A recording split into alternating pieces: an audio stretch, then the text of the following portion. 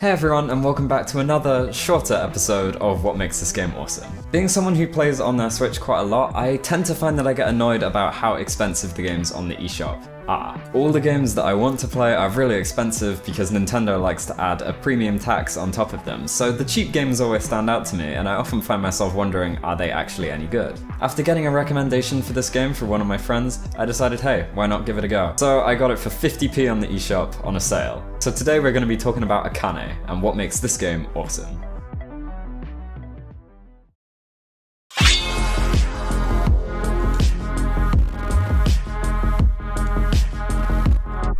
Akane is a roguelite top-down hack-and-slash for Steam and Nintendo Switch. You unsurprisingly play as Akane, a cyberpunky samurai who's on a last stand against the Yakuza.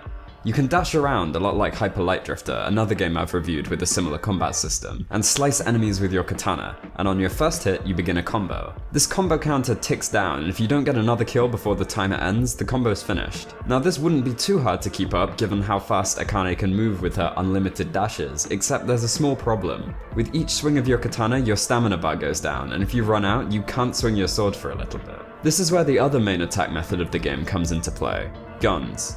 You have a pistol, and at any point you can stand still, whip out your pistol, and shoot enemies. You can't move while you shoot, but you can freely aim the gun with the camera stick. Each kill with the gun also counts towards the combo counter, but you have to get extra kills or wait for your bullets to come back, so you can't just go running and gunning either. Since you can only take one hit before you die, you have to manage these quite carefully. Throughout the game, you'll have to fight against a small group of enemies, including Yakuza, street thugs, these thick boys that take a lot more hits, the snipers that attempt to shoot you across the map, and the cyber samurai that can deflect bullets and dash across the map to kill you. There isn't a huge enemy variety, but it's enough to keep you on your toes, especially when there's a mix of different special enemies on screen at once. Keeping a combo going is actually interesting and tense in this game, as you're encouraged to switch between your katana and gun on the fly, getting cool trick shots and dashing to take out loads of enemies in quick succession. Honestly, I was very surprised how satisfying the actual combat was and how natural and engaging it felt, even after a long time playing. It genuinely gets that badass feeling across when you take out a huge group of enemies or snipe an enemy across the map to keep a combo going.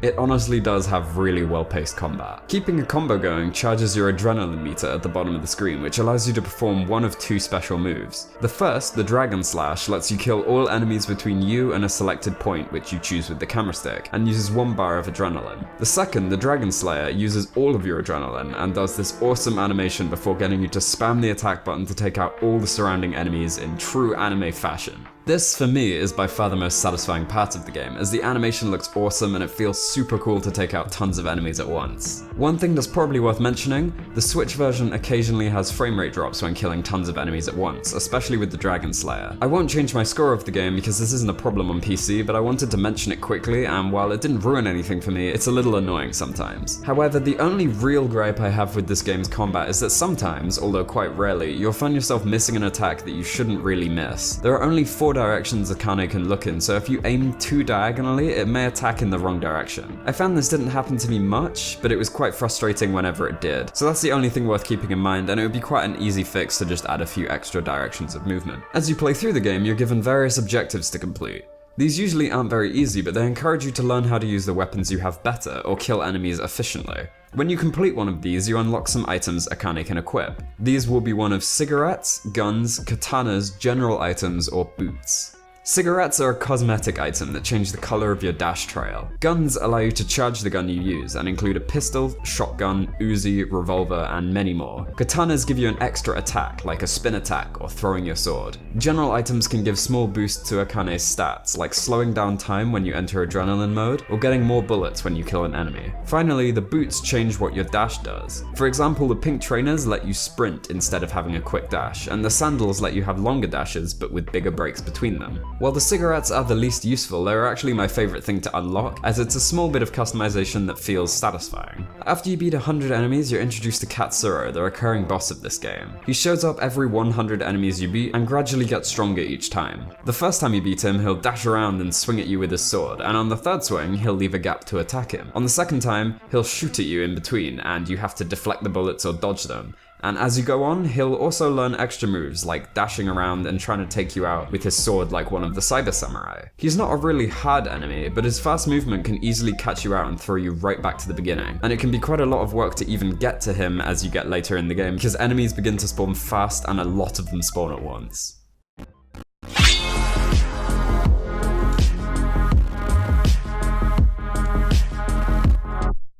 Akane has a retro pixel art look to it, with bright colours splashed across the screen to fit the Neo-Tokyo theme. While the area you play in isn't particularly big or technically impressive, the aesthetic keeps it interesting, and I think they did a good job of building a realistic atmosphere. I may be slightly biased though, because I really like this kind of look in a game. The trail that Akane leaves is one of my favourite parts of this game's presentation, as it gets across a feeling of speed, especially during the special moves. As always, where possible, the backing music from this video is mostly from the Akane soundtrack. There isn't a big soundtrack for this game either, having 8 songs in the OST, but they're all really good songs that perfectly fit the atmosphere of the game and are genuinely musically interesting. They use quite 80s sounding instruments in an upbeat musical style, which makes the music feel a lot more future-y. The OST for this game was made by Sybase, and including the Akane soundtrack, they've got a lot of other music up as well that's really good and genuinely deserves more listens, so I'd heavily recommend you go check them out. I've left links to where you can find them in the description.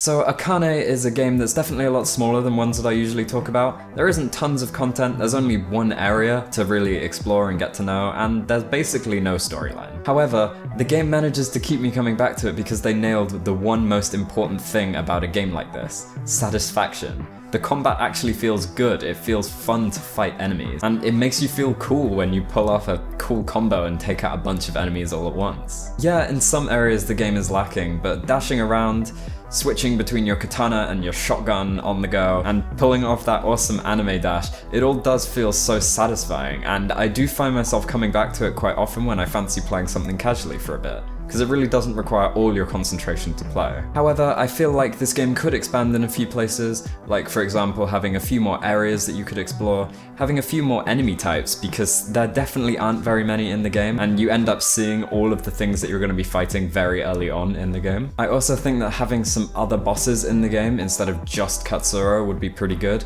because he isn't really much of a challenge after you get to know his attack patterns, and I found that it was a lot harder to fight him the third time just because of getting to the third boss rather than the third boss actually being harder than the second. Finally, one more thing I think this game would really benefit from is a local co-op mode. It seems to really lend itself towards that kind of thing very well. If you had 2 people dashing around the screen at the same time, each with their own different colored trail, and pulling off some of these awesome anime dash moves, with a little bit of tweaking to the difficulty, I think it could be really good. So, with everything taken into consideration, I'd give Akane a 7 out of 10. And this would actually be quite a lot lower if it wasn't for the price. Coming in at only £4 on Steam and £5 on eShop, which honestly for an eShop game is a steal. It's very reasonably priced, and even though there isn't that much content, I'd say you definitely get your money's worth. That said, I think that to score higher, this game would definitely need more content, be that in the form of more areas, more bosses, more enemies, more items, or even new modes like, as I said, a local co-op. However, even though the game doesn't have all that, I do still find myself coming back to it for its fun and interesting gameplay loop and really unique atmosphere. I'd say most people who like the look of this game from what they've seen should definitely try it out because it's very reasonably priced. In fact, when I bought the game it was on a sale and my gold points on the eShop covered it. I didn't even have to spend money because it was less than £1 on sale. So yeah, definitely give it a try if you like what you've seen in this video. Anyway guys, thank you so much for watching. I'd really love to hear what you have to say about Akane in the comments below. And also, if you enjoyed the video, make sure to leave a like. If you want to stay updated with the channel, make sure to subscribe to what makes this game awesome, and check out my Twitter, link in the description. Thank you so much for watching, and I will see you in the next review, so see you there.